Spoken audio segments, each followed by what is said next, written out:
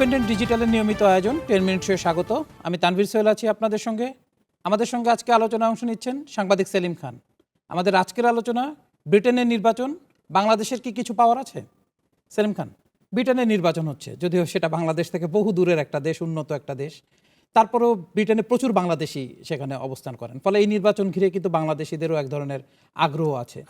তো শুরুতে যদি এটাই বলি যে এবার কি ব্রিটেনের নির্বাচনের তো পুরো টাইম পার করতে পারে নাই কনজারভেটিভ পার্টি, আসলে কি অবস্থা নির্বাচনের? আপনি ঠিকই বলেছেন যে নির্বাচনের মানে যে সময় হওয়ার কথা ছিল তার আগেই হয়ে যাচ্ছে।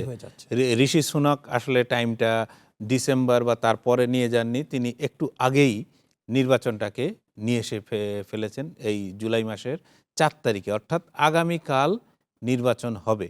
এবং গত 14 বছর ধরে ঋষি সুনাক যে দল করেন কনজারভেটিভ পার্টি, সেই কনজারভেটিভ পার্টি কিন্তু ক্ষমতায়।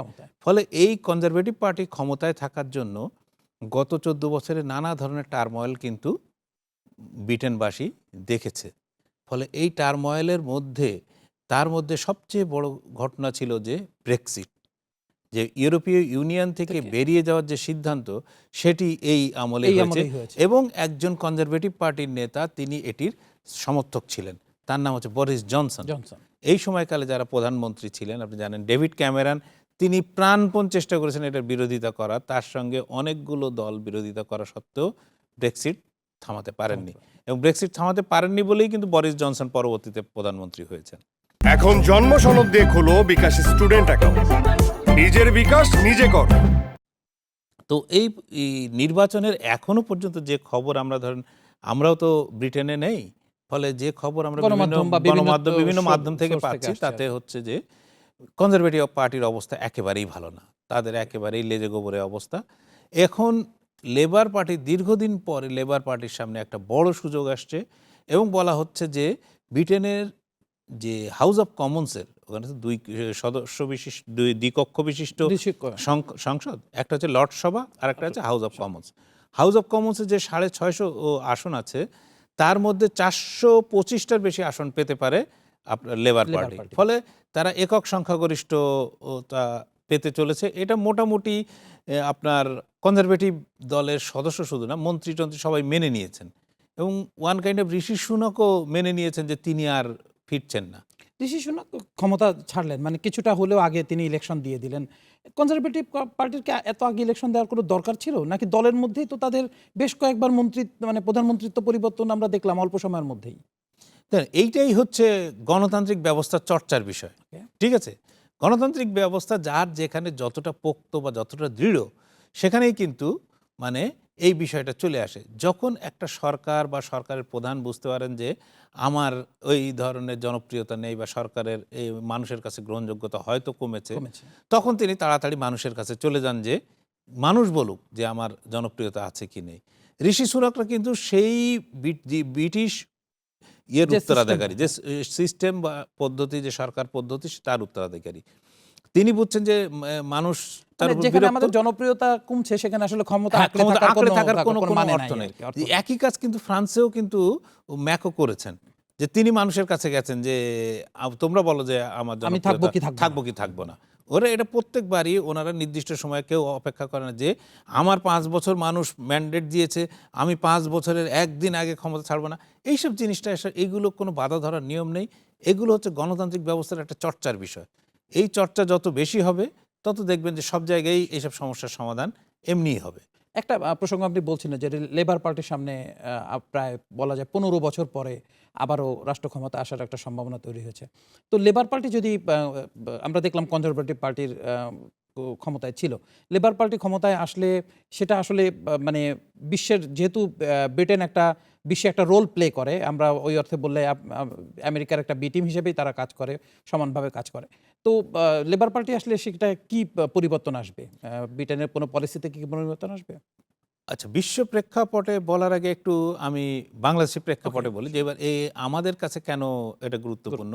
এই মুহূর্তে প্রায় 34 জন বিভিন্ন দল থেকে 34 জন প্রার্থী কিন্তু ব্রিটেনের এই ইলেকশনে যারা বাংলাদেশি বংশোদ্ভূত, তারা কিন্তু প্রতিদ্বন্দ্বিতা করছেন। তার মধ্যে উল্লেখযোগ্য হচ্ছে যে 11 জন নারী। লেবার পার্টি যে 8 জনকে নিয়োগ দিয়েছে, তার মধ্যে 6 জনই কিন্তু নারী। আচ্ছা, আপনার মনে রাখতে হবে যে লেবার পার্টি আগে রোশনারা আলীকে কিন্তু মন্ত্রী করেছিল। তার যে এই দীর্ঘদিন যে বিরোধী দলে থাকার সময় যে তার যে ছায়া ক্যাবিনেট ছিল, শ্যাডো ক্যাবিনেট বলে যেটা, ছায়া মন্ত্রিসভা, সেখানে কিন্তু বঙ্গবন্ধুর নাতনি যিনি টিউলিপ সিদ্দিকী, তার নাম কিন্তু ছিল। ফলে লেবার পার্টি যদি ক্ষমতায় আসে এবং তারা যদি মন্ত্রিসভা গঠন করে, সেখানে বাংলাদেশি বংশোদ্ভূত বিভিন্ন জনের মন্ত্রী হওয়ার সুযোগ থাকছে। আর ঋষি সুনাকের মতন ভারতীয় বংশোদ্ভূত যেখানে প্রধানমন্ত্রী হয়েছেন, সেখানে আমাদের মন্ত্রিত্ব না পাওয়ার কোনো, এবং সবচেয়ে আশার বিষয় হলো যে বাংলাদেশি বংশোদ্ভূতরা ক্রমে আপনার রাজনীতিতে অংশ নিচ্ছেন।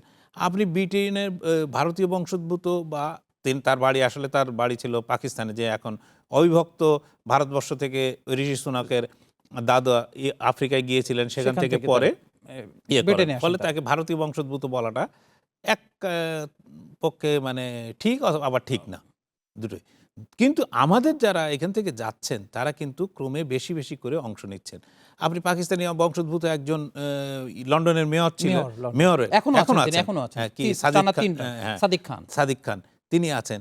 ফলে আমাদেরও ভালো লাগবে যদি আমাদের কোনো বাংলাদেশি বংশোদ্ভূত কেউ যদি সেখানে বড় মন্ত্রিত্ব পান, এবং এটা কোনো মানে আশ্চর্য হওয়ার কিছু না, কারণ যারা দ্বিতীয় তৃতীয় প্রজন্ম আসছেন, যেহেতু ব্রিটেন ভারত শাসন করত, সেজন্য আমাদের কয়েক প্রজন্ম ইতিমধ্যে সেখানে অবস্থান করছেন। রোশনারা আলীর কথা বলছিলেন, টিউলিপ সিদ্দিকের কথা বলছিলেন, তারা কিন্তু প্রায় অতীতে 3টা ক্যাবিনেটে কিন্তু তারা 3টি সংসদ নির্বাচনে তারা জয়লাভ করেছেন, এবার কিন্তু তাদের 4র্থ মেয়াদে। ফলে তাদের জনপ্রিয়তা যদি একই রকম থাকে, তো একটা মন্ত্রিত্ব পাবেন এটা তো আশা করা যায়, এবং তারা ছায়া ক্যাবিনেটের দায়িত্ব পালনও করেছেন। সুতরাং এটা পেলে আমাদের দেশের মানুষের জন্য নিশ্চয়ই সেটা ভালো খবর হবে। কনজারভেটিভ পার্টির যখন সুদিন, তখনই তারা জিতে ইয়েতে আসছেন, সংসদে এসেছেন। সেক্ষেত্রে এখন তো লেবার পার্টির জোয়ার বইছে, সুতরাং তারা আসবেনই। এখন তারা লেবার পার্টি তাদের কতটা মূল্যায়ন করবে সেটি হচ্ছে আসল। আর একটি বিষয় এখানে আমাদের সবার মনে রাখা ভালো, তারা যদি কোনো দায়িত্ব পান বা মন্ত্রী হন, তারা কিন্তু ব্রিটেনেরই মন্ত্রী।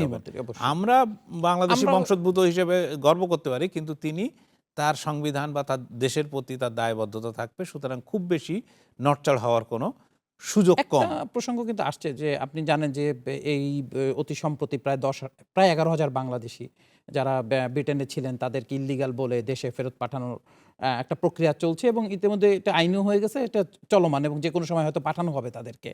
তো এই মানে ব্রিটেনে তো বাংলাদেশিদের যাওয়ার একটা ঝোঁক আছেই সেখানে।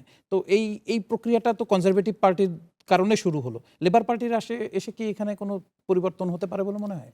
অবশ্যই একটা পরিবর্তন হওয়ার আশা দেখছেন। আমি কিছুক্ষণ আগে গার্ডিয়ান না রয়টার্সের যাই হোক একটা নিউজ দেখছিলাম, সেখানে মানে ইমিগ্রেন্টরা আশা করছেন যে এর ফলে যে সিদ্ধান্ত কনজারভেটিভ সরকারের আমলে নেওয়া হলো, যে লোকজনকে যারা পলিটিক্যাল অ্যাসাইলাম বা কোনো ধরনের মানে আশ্রয় প্রার্থী হবেন, তাদেরকে প্রথমে আগে আফ্রিকার দেশ রুয়ান্ডায় পাঠিয়ে দেওয়া হবে, সেখানে থাকে, তারপর বিচার বিবেচনা করে যদি দেখা যায় যে তাকে আশ্রয় দেওয়ার মতো ব্রিটেনে, তো ওইখান থেকে তাকে ব্রিটেনে নিয়ে আসবে।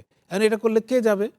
এবং এটা ব্রিটেন মানে কনজারভেটিভ পার্টি বলে এই ধরনের সিদ্ধান্ত তারা নিতে পেরেছেন, এবং তাদের যিনি স্বরাষ্ট্রমন্ত্রী ছিলেন কিছুদিন আগেও, এই লিজ ট্রস বা আপনার বরিস জনসনের সময়, যাকে ঋষি সুনাক রাখেননি, তিনি বলছেন যে আমাদের ব্যর্থতার, মানুষের কাছে আমাদের জনপ্রিয়তা হারানোর মূল কারণ হচ্ছে ইয়েদের বিরুদ্ধে এই যে শরণার্থী বা আশ্রয় প্রার্থীদের স্রোত, এইটা আমরা বন্ধ করতে পারিনি। ইমিগ্রেন্টদের আমরা যদি না বন্ধ করতে পারি, তাহলে আমাদের দেশের মানুষ আমাদেরকে অ্যাকসেপ্ট করবে না। আমরা যে আমাদের চেয়ে যে আরও বেশি কনজারভেটিভ বা ডানপন্থী যাদের বলা হয়ে থাকে, ধরেন নাইজেল ফারাজ, আপনার নাম জানেন, তার যে রিফর্ম ইউকে পার্টি, আরও বেশি কট্টর, এবং এদের ভোট ক্রমেই বাড়ছে।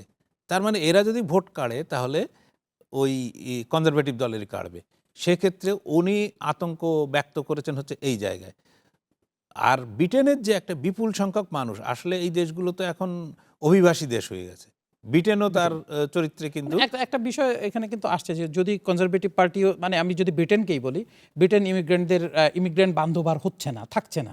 পাশাপাশি যুক্তরাষ্ট্রের অবস্থাও কিন্তু একই, যে যদি সেখানে ডোনাল্ড ট্রাম্প ক্ষমতায় আসেন, অর্থাৎ রিপাবলিক ক্ষমতায় আসেন, তাদের কিন্তু সুস্পষ্ট অবস্থান যে ইমিগ্রান্টদেরকে তারা স্রোত ঠেকাবেন। ফলে ইমিগ্রান্টদের জন্য তো বিশ্বব্যাপী তাহলে খুব একটা সুসংবাদ নাই ওই অর্থে। এইখানেই কিন্তু ফ্যালাসিটা কিন্তু এইখানেই। আপনি দেখবেন যে একজন সাধারণ মানুষ গিয়ে যদি সে সত্যি বিপদে পড়েছে অথবা সে যে কোনোভাবে গেছে ওইখানে একটু ভালো থাকার জন্য, একজন মানুষের তো সারা বিশ্বে অধিকার আছে, ভালো থাকার জন্য সে চায়, কোনোভাবে গেছে, তাদেরকে কিন্তু আশ্রয় দেওয়াটা ক্রমেই কঠিন করে তুলছেন তারা। অথচ আপনি দেখেন এইসব দেশ থেকে, সে আমাদের দেশ হোক, পার্শ্ববর্তী ভারত হোক, এশিয়া আফ্রিকার দেশ থেকে নেতারা বা অন্যান্য কর্মকর্তা ব্যবসায়ীরা তারা লাগামহীন চুরি নানা অপরাধের সঙ্গে জড়িয়ে পড়ার পরে তারা সেইখানে খুব নিশ্চিন্তে আশ্রয় পাচ্ছেন। অথচ একটা সাধারণ মানুষ গিয়ে আশ্রয় পাচ্ছে না।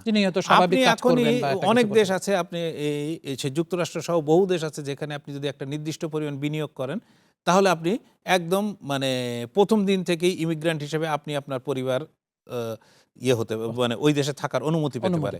কিন্তু যে লোকটির পয়সা নেই তাকে কিন্তু একটা আবেদন করে বছরের পর বছর ঝুলে থাকতে হবে যে সে পাবে কি পাবে না। আবেদন করাটাও ব্যয়বহুল, এবং আবেদন অবশ্যই লয়ারকে প্রচুর পরিমাণ পয়সা দিতে হয়। তো এই যে এইটা ওয়ান কাইন্ড অফ মানে পশ্চিমা বিশ্বের একটা দ্বিচারিতা বলা যায়।